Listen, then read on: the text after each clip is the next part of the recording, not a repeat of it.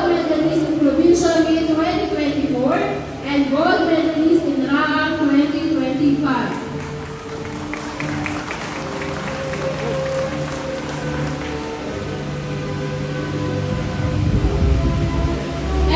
For our Athlete of the Year,